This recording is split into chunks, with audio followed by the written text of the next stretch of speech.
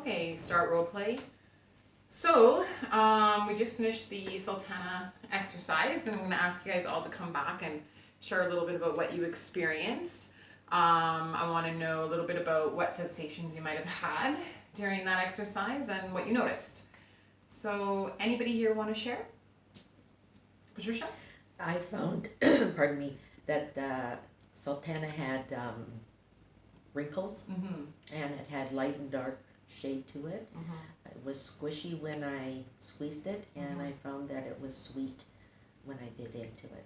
Okay, so you noticed the color, you noticed the texture, and you noticed the taste of the raisin. Did you have any difficulty with staying focused on that raisin while we were doing that exercise? No, I actually found that I was very attentive Oh, to wonderful. doing the exercise. Yeah, yeah.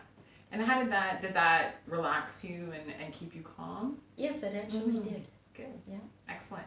So, sometimes when we're trying to stay focused on what's happening within us in the present, we tend to get preoccupied with different thoughts, and I like to label it as automatic thoughts. So, or automatic pilot, sorry, where sometimes things in the past thoughts, experiences from the past, emotions from the past, we tend to be focused on, or we're focused on what's about to happen in the future, right? So this an example of this would be something like when you're reading a book and you don't really you read the entire page and you don't recall what you read, okay?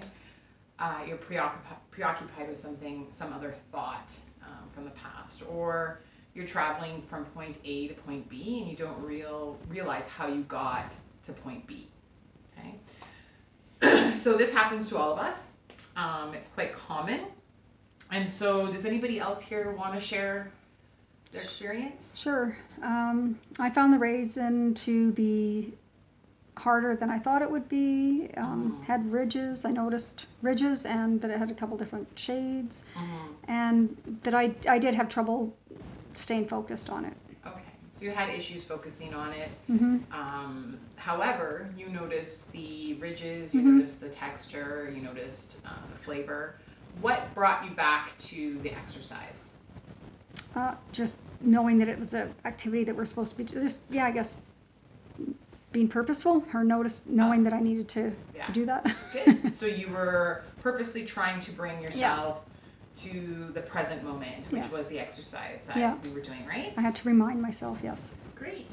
So that kind of is a little bit about what mindfulness is. So we talked about that, right? Mindfulness is being in the present, being aware of your surroundings, okay?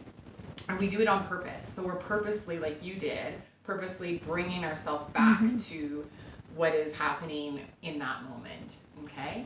And it is also non-judgmental. So we're doing this, again, being aware of what's around us without that judgment in our minds, okay?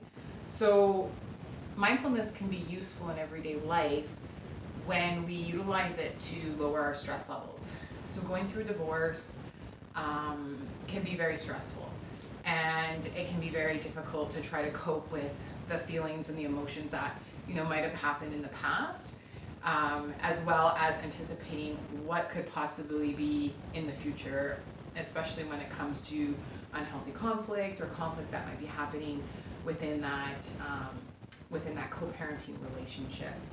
So practicing mindfulness will bring you to that present, and it's difficult because it needs to be practiced regularly, okay? Because it's not something that just happens for people easily. So the more you practice, the better you get at it.